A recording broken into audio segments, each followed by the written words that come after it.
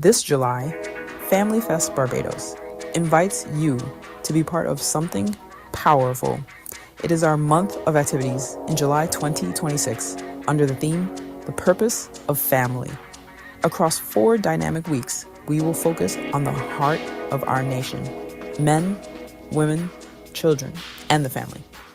Join us for 12 live online discussions, exploring real issues,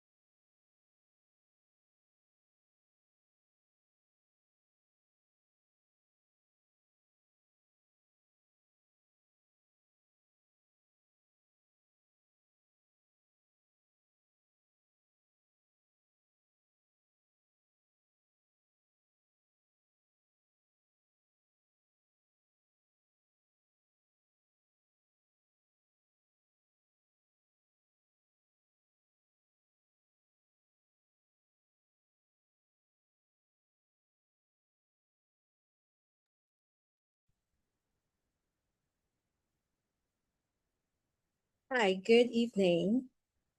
Could you let me know if you're hearing me? I'm here. Okay. All right. So we'll get on with the evening. Good evening and welcome to Family Fest 2026 month of activities. I am Angelina Cotton, and this is our third podcast in this family week. If you've missed our conversation that started on Sunday and Thursday, head over to our Family Fest YouTube and Facebook pages to catch up with that discussion. Tonight, we will round up our Family Week discussion by focusing on success stories, celebrating the family. So, we'll highlight and celebrate real life examples of thriving and resilient families with the aim of shifting public discourse toward positive family narratives. And the panel will explore the values, behaviors, and support systems that contribute to strong family units and will extract practical, transferable lessons that can inspire and guide other families toward healthier and more unified relationships. And so I would like to welcome our panelists this evening. Welcome to Jason, to Andrea, and to Kerry. I would like to give you the opportunity to introduce yourselves. And just with a slight twist, you can include the type of family that you grew up in and the one that you have now. So I'll start with Kerry, followed by Andrea, and then Jason.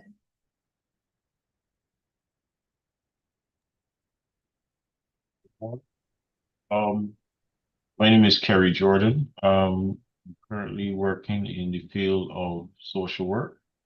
Um, Currently attached to the government industrial school, law enforcement by profession, but attached to the government industrial school as a juvenile welfare officer. So I work with at-risk youth through the court system.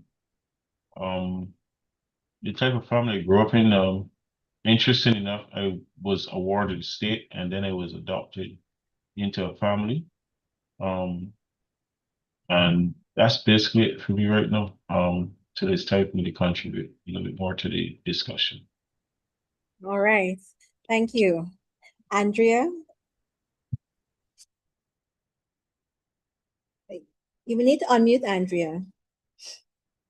Sorry. Good night, Angie. Good night. Good night to my fellow panelists as well as those who are listening, who took the time to listen. Thank you so much. I am an educator by profession, and I am proudly in charge of my alma mater here in Barbados, the Ellerslie School.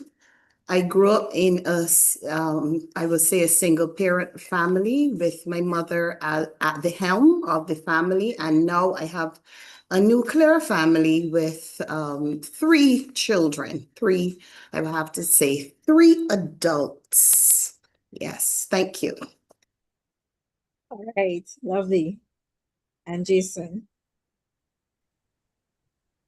Yes, thank you, Angie, and good evening, good afternoon to all the panelists. So my name is Jason Cotton.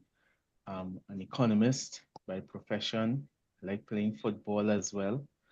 And I grew up in a nuclear family. It is my mother and my father and myself. And currently I'm a part of a family. I'm married. I have two children and counting. So so I have exceeded my parents in that regard. Thank you. Mhm. Okay, wonderful. And so thank you. Thank you all so much for being here. And as was mentioned before, our focus tonight is success stories, celebrating the family, which is an intentional shift from the discussion and the challenges we have discussed over the last two conversations in this week. And so when it comes to family and public discourse, usually it leans on that side of highlighting the family breakdown and dysfunction. So tonight we'll highlight the positive by exploring examples of families that are thriving, resilient, and successful in the face of significant challenges. Not perfect families in any way, but to spotlight real life family success stories that demonstrate strength, unity, and perseverance. And we hope that you would be encouraged and inspired as we seek to bring out rather practical insights into the values, decisions, and support systems that have helped our panelists to a healthy family life. And to our viewers, if you have any inspiring success stories or some practical things you employed to attain a healthy family life, feel free to share the comments on our Facebook or YouTube um, pages and the comments rather. So without further ado, let's hear from our panel, and I'm excited to getting to hear their stories so that we can be encouraged tonight. Welcome again to each of you. And my first question would be just to set a nice context for you to go back a little bit to your childhood and to think about what helped shape your concept of the family, or your first concept of the family, and is it the same that you embrace today? And we'll start with Jason. Okay, thank you, Angelina. I came from a big family on my mother's side. My grandmother had 16 children, unheard of in these days.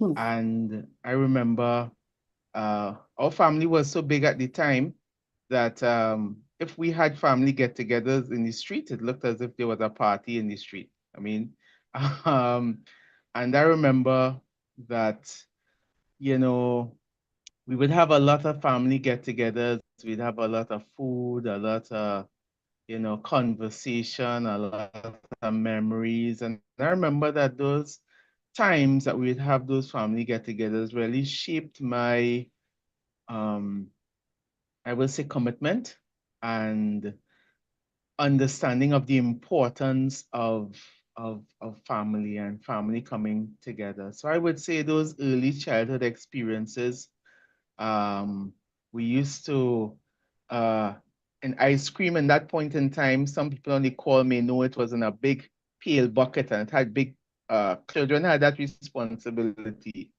And I remember turning that thing onto my little hand, got very tired, and all those things bring back so much memories, of my childhood and family. Thanks. And how did that help to shape your family structure now, or do you still embrace that same Oh, type? Yeah. yes, yeah. Yeah. So that cemented in my mind the need for these, family moments. Of course, I didn't follow in the footsteps of the 16 children. Well, at least I'm trying not to. Um, but the times, the family times, whereby we have games nights, times where we go out and do family things, those I would say that those initial experiences have influenced me in that way, having dedicated family times. All right. Thank you. Andrea, we'll go with Andrea and then Carrie.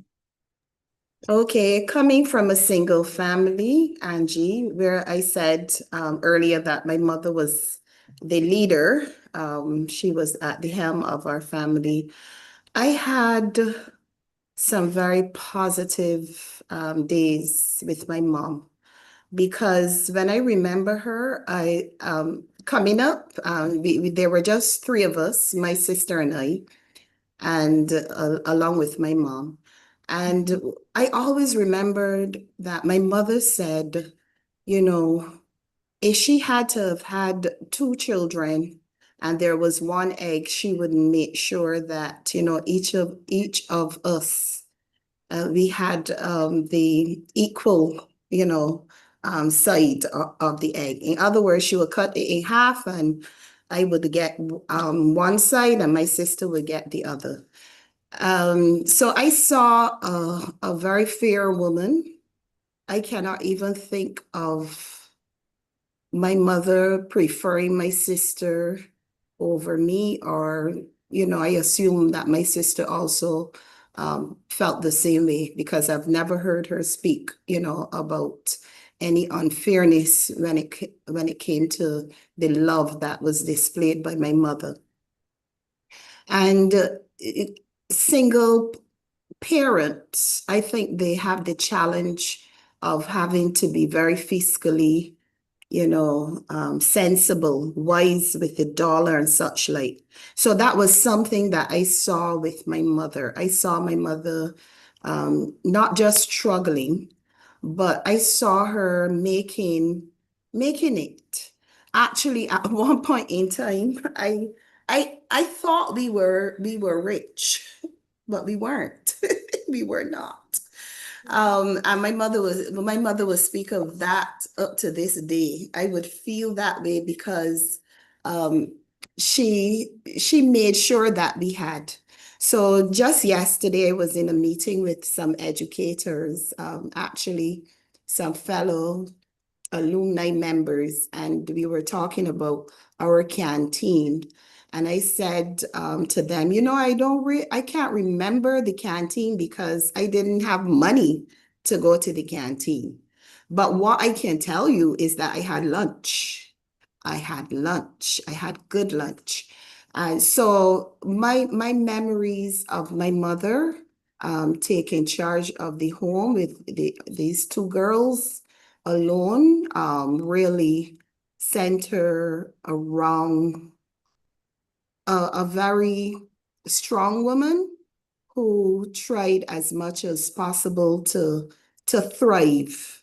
So what did that do for me? I think I have inculcated the same kind of attitude to life, wherein although I am now, in a nuclear family, being fiscally responsible is something that I try hard to do. I'm not perfect.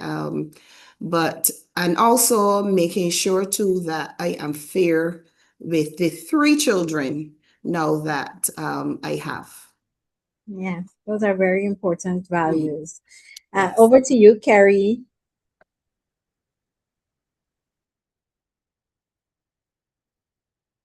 Carrie, you may need to unmute. I apologize for that. As I mentioned before, I did not come from a traditional family setting. I came from this, I was awarded a state, and about 15, 16, I was then adopted into a family. Um, what I can say about my upbringing in that kind of environment, and also um, having to live with other children that I had to consider at times brothers and sisters. The staff were very committed to how they dealt with us. It always felt like a home. I was never, I guess because I never had the experience of being in a real home, I never questioned where it was.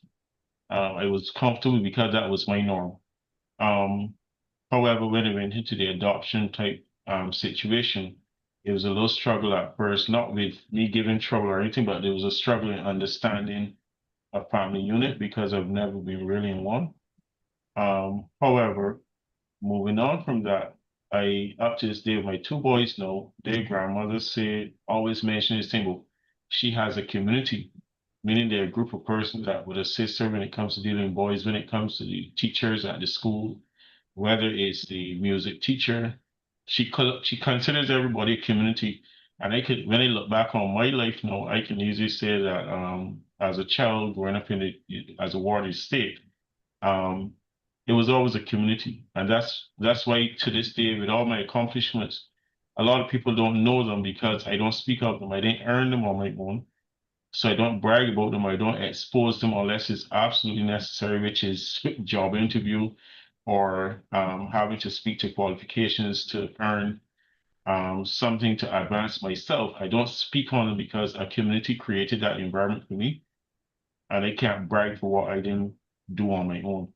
Um, Now, funny enough, going forward with the 2 young men I'm raising now, 16 and 17, it is more so I spend a lot of time with them. I try to teach them how to be men. I realize in our society right now, we have a lot of young men who are lacking the paternal um, instinct, and we have a lot of young men who are lacking the paternal training. And for those boys, I try to teach them every day. I always say to them, I'm raising boys to men and not raising boys to boys. And I expect you to function a certain way. And I also encourage them from my opportunities and my upbringing, although it was done by mostly females working as employees in the state as aunties in the home. I always encourage them to communicate communicate. And I think I'm doing a fine job thus far because the environment I'm working in and being a police officer, um, I haven't had to deal with them in that capacity. So I think I'm doing an excellent job with the young men, given what I'm dealing with on a day-to-day basis at the institution I work with right now. Um, so I would say, given that I had a different family structure, because raising a group of persons in a unit is considered a family. It doesn't have to be blood, but coming up in as a ward of the state and then being adopted at 16, at 15 years old, I think that I'm in a position to say it doesn't matter which family you're in, what family you're in. It is the core tenets and core values towards being respectful, enjoying life, and becoming a contributing citizen of society that makes us who we are today as productive individuals. So for me, I don't have a true definition of family. other than I use the boys' grandmother's term as community. And that's what we're lacking even today in our society. Community has gone away, and everybody has gone into a family shell where most of the things are dealt with within a family unit and kept within that unit, and everybody's their own my own family, and the community has gone away, and that's why we're in the position we are today too. Yes. Um, I like what you said there, and I just want you to know that, we, even during the course of this week, we discussed, when we talk about families, we talk about the community as well. Everyone's family may not look like the traditional family. And I'm happy that we have that variety here tonight, so that we can hear that, there's success stories from any type of family. It's possible. And so I am happy to hear that. But Kerry, I also wanted to find out a little bit more in terms of, how did you develop? You mentioned your two boys and what you're teaching them. What helped you to develop that mentality that you need to be there for your boys, and the influence that you now have in their lives? I think it's Bob Marley that says circumstances make us who we are. Circumstance also caused me to not want to have them to deal with certain things. And every day I deal with them, in a manner of them not having to deal with a lot of things that I had to deal with growing up. Because for me, really and truly, although there were male figures around, they really were not father figures to some extent. I had more maternal parenting than paternal, because most of the aunties in the home, most of the persons working in the children's homes are females. However, a lot of stuff had to learn on my own, and I didn't want them to. I talk about becoming a man. I observe other persons. I also watch family units on TV. I came up in the era with Family Matters and the those kind of sitcoms that would show you a family unit and how a father's supposed to be in an environment. So Yes. the TV teaches us some things. I literally sit down and learn from that. But for the most part, it is that I don't want them to do what I have to deal with. So sometimes even their grandmother and the mother says, I'm very protective, and I need to let them feel. I need to let them feel and learn from the mistakes and stop trying to prevent them from being involved in the mistakes. And over time, I realized I had to let go of this protective nature, because at the end of the day, I didn't want them to have to deal with some of the struggles that I had to deal with in defining myself as a man and becoming a man. Um, thank God in the school system at the time too. They had male teachers and the cadet officers at the school I went to, St. James Secondary, that had an impact on teaching me how to be a man. And whenever I strayed away from um, developing emotionally and not functioning how men deal with things emotionally, they bring me back and taught me that's not how men respond to things. That's not how you're supposed to do it. So there were some men in my life that taught me certain things. So it's a combination of several things that taught me, that socialized me to become the man I am today. And I try to impart them as much as possible into those two young boys. And in the environment I'm working in right now, I work mostly with the boys, and I do the same for them, because most of them, if I dare say 90% of them, they have a father with a name, but not a father with love. So I have to take on that role most of the time at the school to teach these young men how to regulate themselves, because they cannot regulate emotion, and that's why they end up in these environments. So for me, I would say that a lot of the things that happened in my past and the examples that I choose to emulate made me who I am today. All right. So insightful. Thank you. Thank you for sharing that. And as we continue, I just want to ask, I guess I will start with Andrea. If you could share a defining moment that reflects your family's strength of resilience. I know we heard Kerry's story, and so this is an opportunity for us to hear your story now. Defining moment, you mean presently, or are we talking about the past as in my childhood? Well, you can share one in your childhood, and then you can reflect how is it that your family, any moment that your family had to endure, you know, any situation that could show up, strength and resilience. Okay, well, strength and resilience, like I said, it will go back to, how my mother functioned as the leader of the home. Um, so when I consider, there are, you want me to speak of positive things tonight, right? So I'm trying to find Well, not necessarily all the how the positive things. negative circumstances might have Oh, led to positive things. Yeah. right. Well, I think when I can still remember, I was probably about 5 or so. I can still remember the breakup of my nuclear family.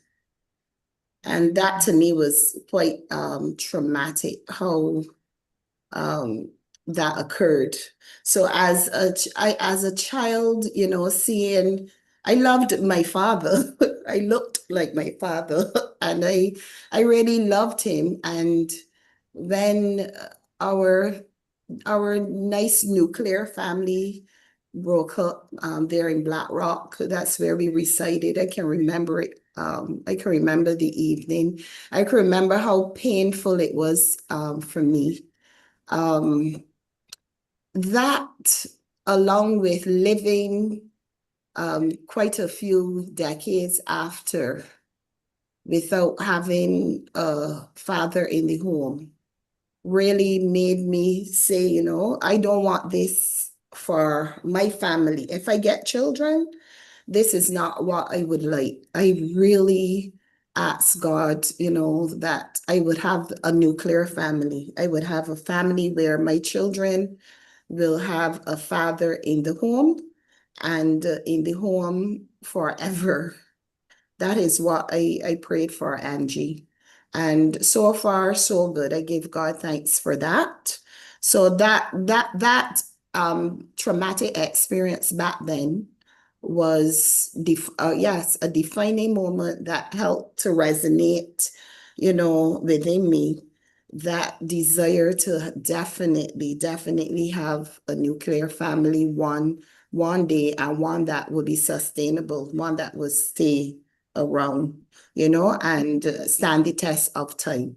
So coming forward then, I think we have had so many defining moments now, I would say, within this nuclear family, of which, you know that I have grown children, so the the distance that has occurred because of relocation, that is something that I didn't factor in or think, that it would ever happen. But unfortunately, because my first daughter studied overseas and now is residing overseas, that to me was like very rough to really deal with. I think parents don't really talk about these things because you might think people see it as some kind of glamorous thing. Barrel will meet barrel, as one old lady said back in Grenada. When her children were all overseas, meaning the barrels will come in and such like. So there's some good, or there's some positivity about your children being overseas, but it comes with a level of worry sometimes, and you're just hoping and praying that they will be safe, they will be sound. And so that again, what has been, because we're still dealing with it. Well, I'm still dealing with it. I don't think my husband probably worries as much, but I don't know, because he hasn't said it. Maybe he does, but he hasn't said it. That thinking about them and making sure, and wondering if they're fine. I remember one night, um, the second girl, Ziante, she had to go somewhere, and I stayed on the phone because it was like it was like after 12 or so. She had to walk all the way back to her apartment, and that was when she was studying in Plymouth. And I was on the phone and just telling her, keep straight, keep walking. But I knew that the only person that probably could have saved her if something had happened was God himself. So a lot of trust and confidence in God is also very, very important. So that is what I have been able to do, and I'm trying to do all the time. Yes, Yeah. to trust in God to Yes, keep them. trust and confidence in God help Yeah. you with your resilience in your Yes. family, in spite of what challenge you may have or would have had before. Definitely. Yes, Jason, what about you? Yes, thank you, Angelina. And I think we must be fair to the viewers and declare that Angelina is my wife, right? I think we just need to get that out there. There should be no pretending. I love her very much. So the host is my wife. So with that said, right? For those who see the similarity in surname, a defining moment was, I would say, almost 12 years ago. We made the decision, Angelina and myself, to come to Barbados to reside. And I'm saying that that was a defining moment because I really didn't know, how much it takes to relocate. I realized that it's a major decision because you are removing yourself from your family and your sense of community. And remember, I said that, we had a relatively big community in Trinidad where we left.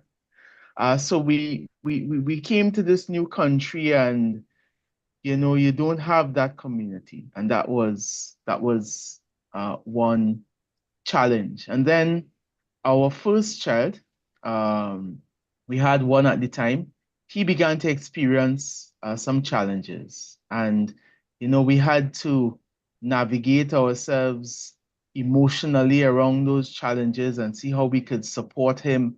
And that was also very difficult. And in addition to that, we were learning a new culture. The Caribbean is very similar in terms of its culture, but every Caribbean country has particular nuances. And you have to get to learn the nuances, get to learn the people, and of course, we're dealing with life. So I would say that it was a time of transition, and a lot was happening. And why I said that that is a defining moment is because, during that time, I found that, my wife and I, Angelina, we really began to depend on each other a lot more. Um, we really started to, because there was no one else, right? So we had to trust each other. We had to really depend on each other. We started to share more. And I think that as a family unit, that uprooting from what was familiar and coming into this new territory, that really, I would say, strengthened our family, strengthened our connection as husband and wife, and even strengthened the way we interacted with our children and the kind of focus that we gave to them. So that to me was a defining moment. Thank you. Yes. Yes, thanks for sharing that. And what would you say make your family stories one of success despite the challenges that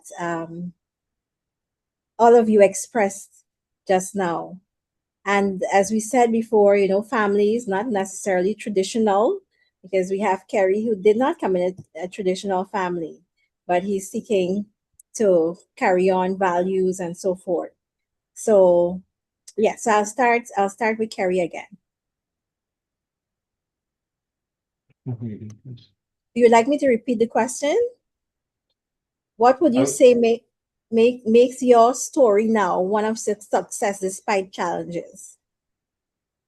What makes it one a success is because if I could piggyback or go back to the original question you were asking, Andrea and Jason, about a Yes. defining moment in their past. I would say what makes mine a success. I will answer that question first to answer this one by saying, there was, and I don't too much harping on my past because sometimes when I speak it doesn't bother me that way, but some people tend to engage in pity because of my circumstance. But as I tell you, as I say to most people, that was my normal.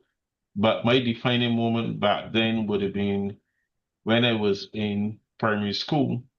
I then going on to secondary school, but more so primary school. And then at secondary school, when you had the prize giving ceremonies and the awards and all those different things happening at the school. And I trekked my way up from the home up to All Saints Primary School by myself and attended those things by myself because I mean there wasn't nobody there other than the aunties. So there were days where that's where I came to the realization that something about my upbringing was not normal in terms of traditional, because you would have the children with their parents and everybody celebrating. And even there were instances where the aunties from the home go, but they go just for supervisory purposes and not the celebratory type purpose. So I'm sitting there, I'm getting an award, and when my name is called for coming first in class the entire term and all that kind of stuff, I'm going up to get the award, and nothing is being said. No celebration is really happening other than one or two. The teacher is shouting, and then when other children are doing it, there's celebration from the families, keeping a lot of noise and stuff. And it was defining. It was a defining moment for me because it was saying it reminded me, and I don't know. I believe I always tell people that I believe God. Um, he's there I acknowledge him 24/7 because he's always been there. And it was a defining moment for me because that's when I recognized that early stage with wisdom that I have to do for myself. I have to celebrate myself. So that was a defining moment for me when it come to realization that I was not part of the traditional, and that I was not in the what we would call the normal type family structure. Because as I said earlier, it never really came or dawned on me that my normal was not the normal. So for me now, the success that comes from it came from it is that I decided that I have to celebrate myself. I have to do for myself. And without too much sharing the story, I say God is always there in my life at points where I think there's no way forward. Because I was a head boy at St. James Secondary School, and one morning I walked to full assembly. I just happened to be late because the bus was late, and there was this gentleman on stage speaking. And I asked one of the other girls in my form group. I asked him who was that on the stage. I said that's a guy that came from Alabama, and he's offering two scholarships to two students at the school. I dismissed it and I continued on to my first class, and I got called. And at this time, I'm 16 years old, not knowing where I'm going, what I'm doing with my life. I did have plans to go in the police force because at some point in time, the police used to visit the children's homes, and I said I want to be a police from small. So I knew that I was still too young to join the police force, so I did not know what my next step would, but God already knew. Because that morning I walked to my class and I sat in class and I got called down to the office by the principal, and the guy was in there with the principal and they had a conversation with me. There was nothing indicating that they had actually suggested that I would really want to go. And within about 20 minutes of the conversation, he said, "Oh, but by the way, I'm here to offer you a scholarship to Alabama A&M University." So I ended up going down there, and because of my GPA standard, they turned around and offered me a master's scholarship also. So in the instance where other persons were being celebrated once again, and the instance where other persons were accomplishing just like I was, I didn't have to pay a cent for my education at that level. But those persons that were being celebrated with parents, and I know Miss Baptiste probably can speak to it, the cost is pretty high to get those qualifications on this. So I say that to say that I have learned early based on one of those defining moments that you have to celebrate yourself and trust that God always have it. I was telling somebody the other day too that what came from all of this in my life too is to this day, and I consider it still a success, is that I believe honestly, I don't ask God for money. I don't ask him for a house, nothing. I always ask for peace of mind. That's the only thing I ask for, because when he offers you a peace of mind, in my opinion, everything else that is supposed to be a bother doesn't matter. So that situation is what brought me to the what brought me to a position where I feel success today, because it taught me you have to celebrate yourself. If nobody is doing it, celebrate yourself. And now I transfer it to my boys, where I celebrate them at everything they do. And to the oldest boy, yeah, they got tired of it. But I always tell them, I'm proud of you. I'm proud of you. Even when there's nothing to be celebrated, I always, even every time we get off the phone, I see him, or before he goes to bed, I just say, I'm proud of you, buddy. And he you could stop that. You could stop that. But I guess as he gets older, he would understand what it means to hear from his dad that I'm proud of you. Because nobody did it for me, so I do it for them today. Yeah, that's beautiful. Very beautiful. And I'm glad that the viewers are hearing that in spite of how you grew up, that you can have you can take the responsibility for your own life and choose not to go the same path, or to do things that would, that you would may not have experienced, and to help to invest that in your children, and so that they can have something to invest in their children as well. So such a beautiful story.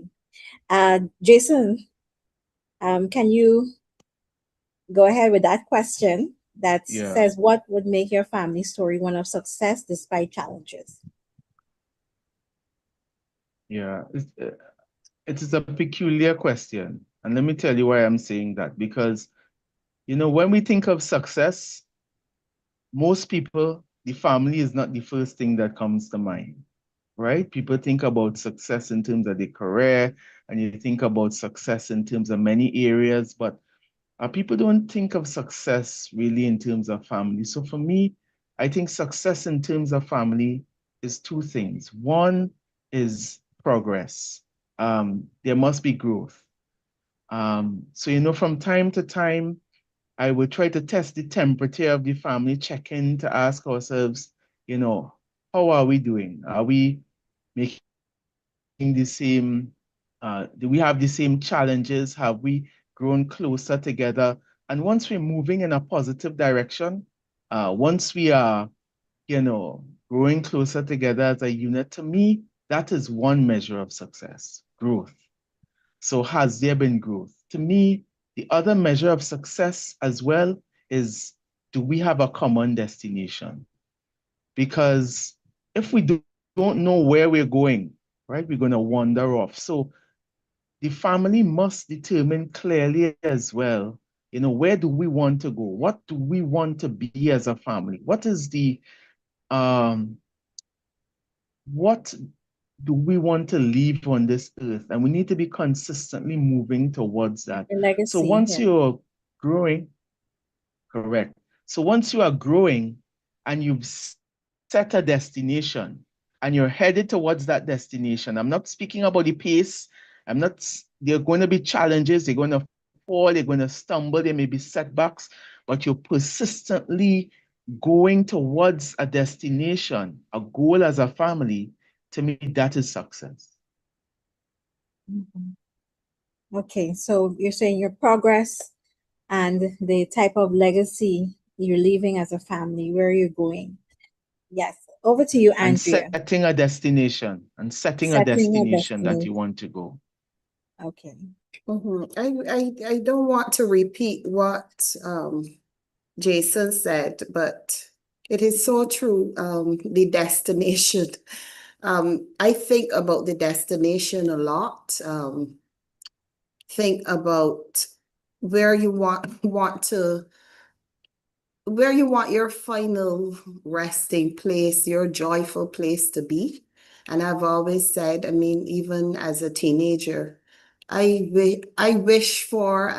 desire that when God says, well done, thou good and faithful servant, it wouldn't just be me, but I would like that to be the statement that will be made to every family member of mine. So that is very important, and that's what I see success as. But I can only hope that I have a hope. I'm living with a hope that that is what will happen. In terms of success, though, like Jason said, it's a funny question because along with this whole idea of success comes so many painful moments, so many imperfections, so many trying times. The family has to go through some kind of treacherous road at times. And I think success is when you can still come out strongly and say, we love each other, we care for each other, and we want to keep moving towards the ultimate goal, which I spoke about and Jason also spoke about earlier. So, when I was looking at this entire topic, I decided, let me ask my children, what are their stories? What do they like really about this family? Would you permit me to read them, or we don't have time? You could They're probably not just very long. oh, They're just okay. they're All right, you just can take snippets. So okay, go ahead. one said, I love, because there are three children. So one said, I love that we always find a way to stay connected, even when we're miles apart. Then another one said, I like how we are committed to doing the right things, and we always are willing to help others in need. And there's always someone to depend on in the family. And then the last one, that was longer, so I would just give a synopsis. What she said is, she loves the connectivity. Basically that, yeah. So I wanted to hear from them, So Yes. I asked them the question around that was just before we had started this program, just to hear what their thoughts were. Because I haven't asked them that the question in a very, very, very long time. Yes, yes. That is very, very good. And so is there one, do you have as a family a critical or non-negotiable value that you hold, that this is something that we must be or do as a family? Andrea. Well, one non-negotiable, let's start with the heads here now.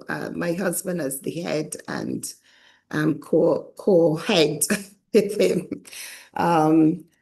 One non-negotiable is not to become like Eli, because Eli failed to correct his children.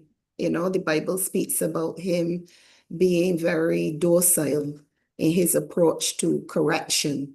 So that is a non-negotiable.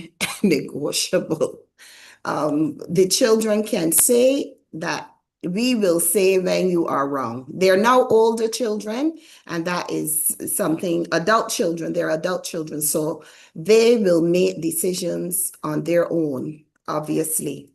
This is different comparatively to a 6-year-old, a 7-year-old, an 8-year-old, but one thing we're not going to do is not correct. So we are going to state what the Word of God says, because that is our default book. It isn't for some people, but for this family is the default book.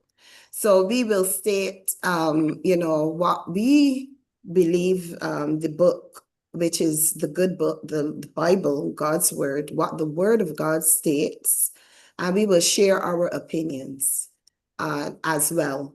So and our opinions usually are very connected with what how we interpret the word of God. So that's a non-negotiable, and you just said one, but there are others, but that Yes, one, you can share one of them before we yes, pass it on to right, Carrie. yes. Another non-negotiable is the whole idea of holding a grudge and being angry for very, very long, and not loving each other, regardless of the imperfections.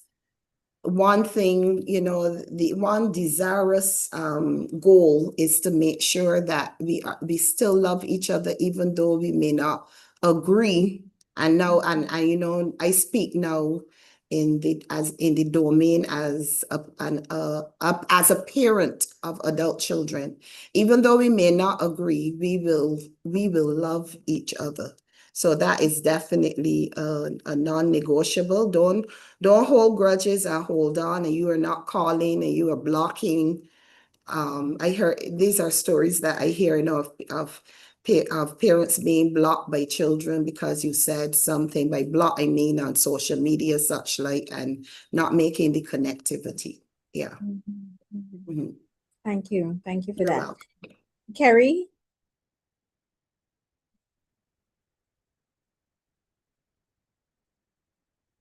Carrie, you hearing me? Yes, I'm hearing. I was asking a question. I must apologize that I'm Yes. Oh, being okay. distracted once or twice because I'm still at my Yes. office, so I'm being distracted sometimes. Understandable. Yes, So the but just question was, is there any non-negotiable or anything, a critical value that you hold in your family at this point in time between you one and of your those, boys? I would say the most non-negotiable thing that I have with it is start with the truth. Start with the Say truth. that again. To start with the truth. Start with the truth. Um, and because I always say to them, if you expect me to protect or support anything that you have going on, I need to start from a strong basis, and that strong basis is that at least I'm aware of the truth. Then I can help you navigate. But if you half tell me or you try to um manipulate me like the older one tries many times to manipulate to get what he wants done. So he would tell me half the story or say, Nana told me to ask you if I can go to so and so. And then when I checked with Nana, she said, I didn't tell him to ask you anything. I told him I'm not doing it. So he's coming to me, giving me the impression that he already got permission through Nana. So I always tell them start with the truth, and then we can go from there. That's non-negotiable. All other things I'm comfortable with because they're all growing and they're going to make mistakes. But in order for me to be there and do right by them, I have to be starting on a basis of a strong basis, and that's telling the truth.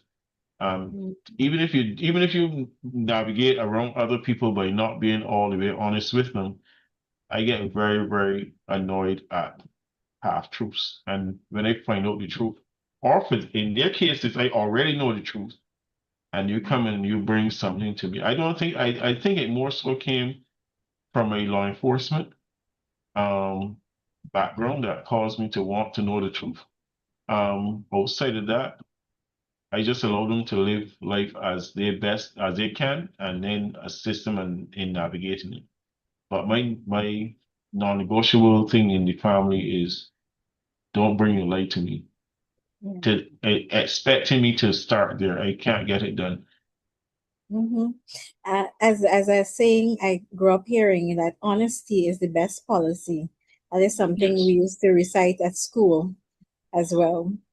Uh, Thank you, Jason. Yeah, the two non-negotiables in our houses are respect and trust. Respect in our home is not a position. It's not a title. It's not because you're a father or you are a mother. Everyone is respected, of course, in different ways in our home. And why that is very, very important to me is I grew up in a time where children weren't allowed to voice their opinions, right? You had to be quiet when you were a child and you had to listen to big people. But you know, one of the things I really appreciate is that in our home, we give our children the opportunity to be heard. But they have to do so respectfully. And everyone is respected and is given respect. So that's a big thing. The other big thing I would say is trust. Um, Trust is another big thing for me and a non-negotiable. We have to, we give trust to each other, we trust each other, but we also have to show ourselves trustworthy. It means that, you know, you need to manage yourself. Everyone in your home needs to manage themselves in a way that they deserve to be trusted. So I would say those two, respect and trust. All right. Everybody, If I well may said. add, Go ahead, Carrie.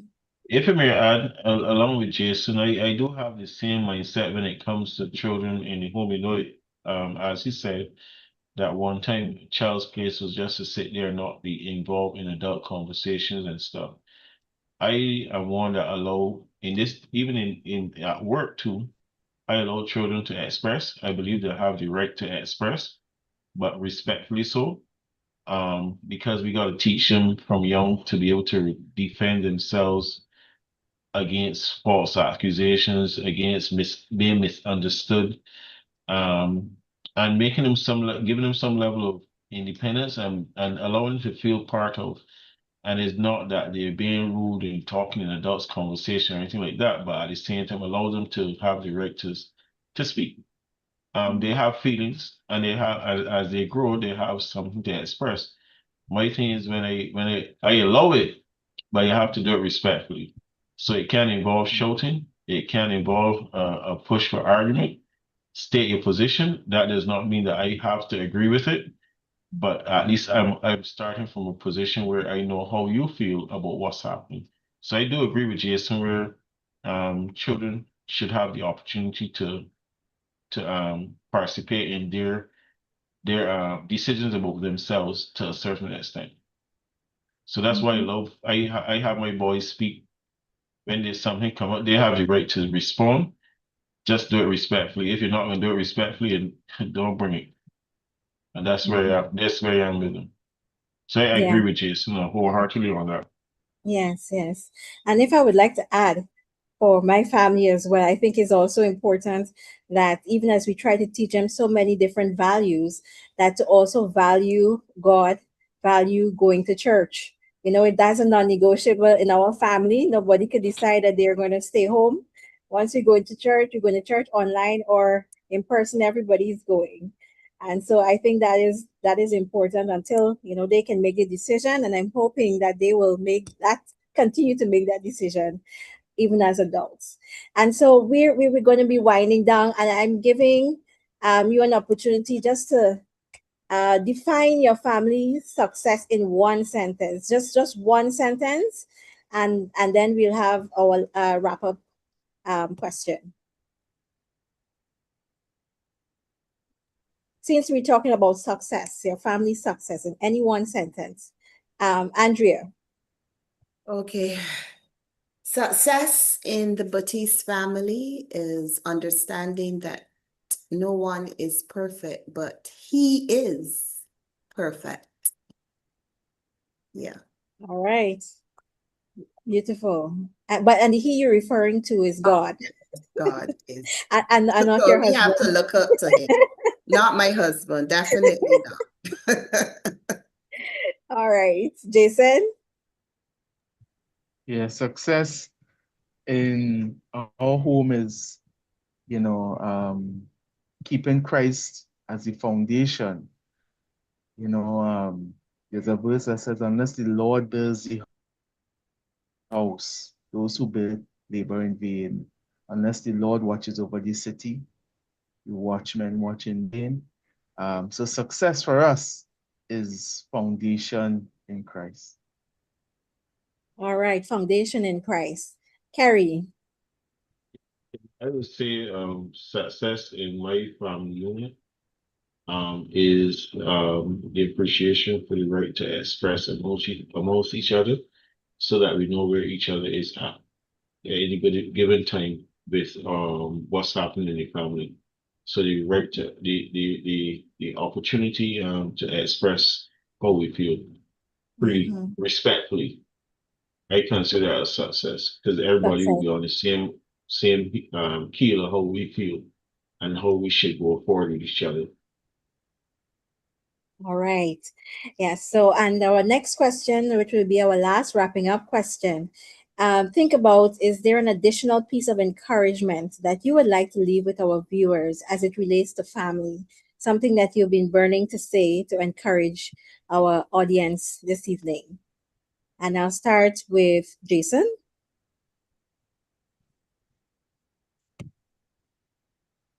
Yeah, I would say, you know, every family is different. You know, we have challenges, um, but I think that the family is worth fighting for.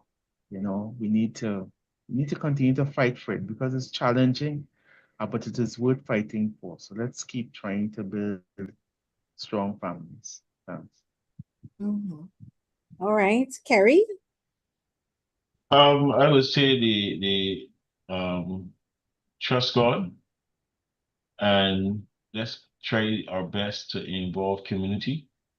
Um, and going forward, that with community, you tend to make it easier on the family to impart the values and mores are expected for them to become your children and your family itself to become productive and respectful citizens of the country. So my thing is to trust God and involve more community. Involve community, because no man, as they say, is an island, and we need other people to help us along the way. Very well said. Andrea? Yes. Okay, just to follow on from Carrie, I wasn't going to say this, but I just want to tell everybody out there who is really serious about building strong families to also consider the community that you allow to influence your children. It is very important to pay attention. Um, as a principal, I get to see some unfortunate situations where the community is social media. Social media is raising some children, and you don't want the community to be destructive and cause great damage to your children. So the onus is upon us as parents to pay attention to what the community is like, who is in the community, because I think I think we are getting a little lazy as parents, and we are allowing television to raise our children, social media on the whole, and just the wrong people. So I know for sure as a, as an educator, it is so crucial to monitor, for instance, who your children have as friends. I've seen beautiful, happy-go-lucky children come into the school setting in September, and by the time the 4 years or 5 years are up, they are so different because of the communication that they have received within the school, and that is but the kind of associations that they have. So I just want to say that, and I also want to remind you too, as I said earlier, about our non-negotiable aspect of correction. Right? Who God loves, He's a good father, He corrects. And it is imperative that we don't get soft like Eli with his sons. And we just want to be friends of our children and not correct them, because we are going to do more damage than good. Yeah, so those are my words of encouragement. Yes, very instructive. And so I'd like to thank each of you once again for sharing your inspirational stories. I am sure that our viewers have been encouraged, as was I. So cheers to you, Kerry Jordan, Andrea Baptiste, Jason Cotton, who is my husband. Thank you very, very much for being here and sharing those wonderful stories. And as we said, it wasn't about perfection, but it's about growth, it's about resilience, and those values that we choose to inculcate at each day in our family lives. And so, thank you once again. As we close off the family week and our month of activities for 2026, we'd like to thank all the moderators and the guests that joined over the past month. Thanks to Cornelius Bartlett and David Eversley and the team behind the Family Fest activities. And last but not least, thanks to you, our viewers, for joining us. And as usual, don't forget to share these valuable discussions with a friend or family member who may very well need it. I am Angelina Cotton, and have a good, pleasant evening. This July, Family Fest Barbados invites you to be part of something powerful. It is our month of activities in July 2026 under the theme, The Purpose of Family. Across 4 dynamic weeks, we will focus on the heart of our nation, men, women, children, and the family. Join us for 12 live online discussions, exploring real issues, real stories, and real solutions for stronger families and a stronger Barbados. Men's Week runs July 5th to 9th. Women's Week runs July 12th to 16th. Children's Week runs July 19th to 23rd. And Family Week runs July 26th to 30th. Stream with us live on Sundays at 5:30 p.m. and Tuesdays and Thursdays at 7 p.m. Then, join us for our 7th anniversary fundraising gala, Saturday, September 5th, 2026 at 7 Hilton Barbados Resort. Enjoy a 3-course meal, entertainment, door prizes, and more. Tickets are $250 per person. Your support helps us to save families. Family Fest Barbados. Help, hope, healing, happiness. For tickets and information, call 428-9611, 420-5717, or 832-5241. Saving families through education. We're Family Fest, giving our best, empowering families to be the pillars of society. Family Fest, bringing healing and rest to hurting families, bringing help, hope, healing, happiness. With God on our side, we're marching strong, looking out for hurting children all around, and helping the parents carry on. Standing united, we'll overcome. We're Family Fest, giving our best, empowering families to be the pillars of society.